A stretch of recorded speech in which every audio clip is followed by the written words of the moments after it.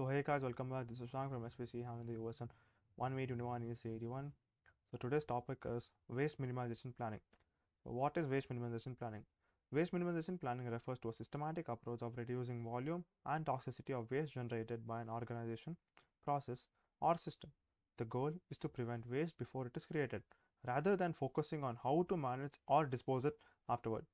This process involves identifying opportunities to reduce, reuse, recycle, and rethink production and consumption practices to minimize environmental impact and improve resource efficiency. So, what is the importance of waste minimization? Waste minimization is important because it reduces environmental impact, conserves resources, lowers disposal costs, and promotes sustainability by preventing waste generation at source. So, what is a holistic approach? Effective waste minimization requires comprehensive strategy that addresses all stages of waste life cycle. So, what are the few benefits of waste minimization? Environmental benefits. This means reduce greenhouse gas emissions, conservation of natural resources, and decrease pollution and landfill waste. So, these are the few benefits of waste minimization to environment. So, what are the economic benefits? The economic benefits of waste minimization include cost reductions through effective, efficient resource use, lower disposal fees, new revenue opportunities from recycled materials, and improved profitability and compliance with environmental regulations. Social benefits: improved public image, community management, and employee morale through environmental stewardship initiatives. So, what are the waste audits and the assessments?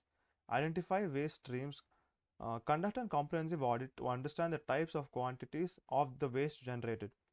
Analyze waste composition. Determine the composition of waste to identify the opportunities for source reduction and recycling.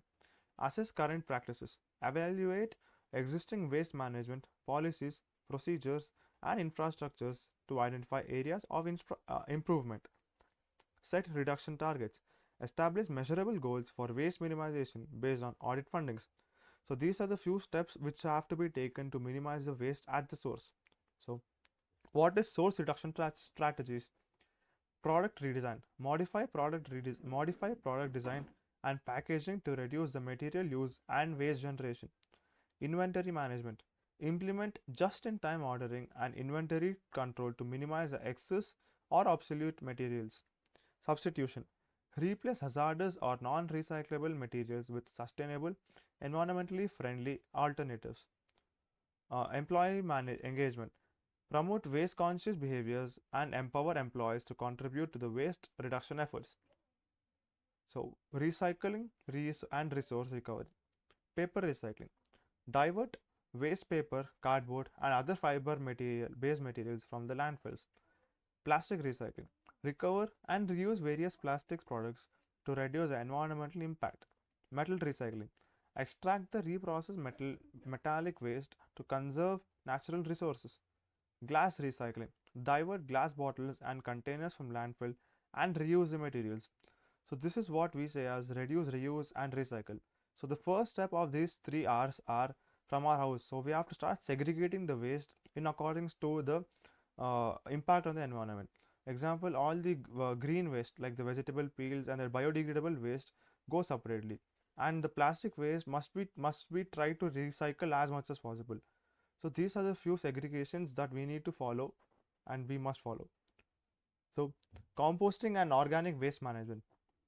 So composting is a healthy way or a good alternative for fertilizers for plant manure.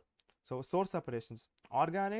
Segregate organic waste such as food scraps and yard trimmings from other waste streams. Composting. Convert organic matter into nutrient-rich soil amendment through controlled decomposition. Beneficial reuse. Utilize the compost to enrich the soil, support sustainable gardening and landscaping. Hazardous waste minimization. Inventory control. So implement strict inventory management to avoid overstock and expired hazardous materials. Substitution. Replace hazardous chemicals and materials with safer, less toxic alternatives whenever possible. Waste segregation. Separate hazardous waste streams from non-hazardous waste to facilitate proper disposal. Recycling and recovery. Explore the options of to recycle or recover hazardous materials, reducing the need of disposal. So What is tracking, reporting, waste reduction?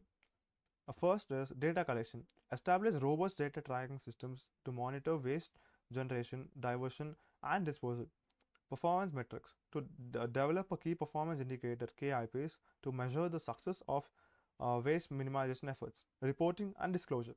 Regular report on waste reduction progresses to stakeholders and the public.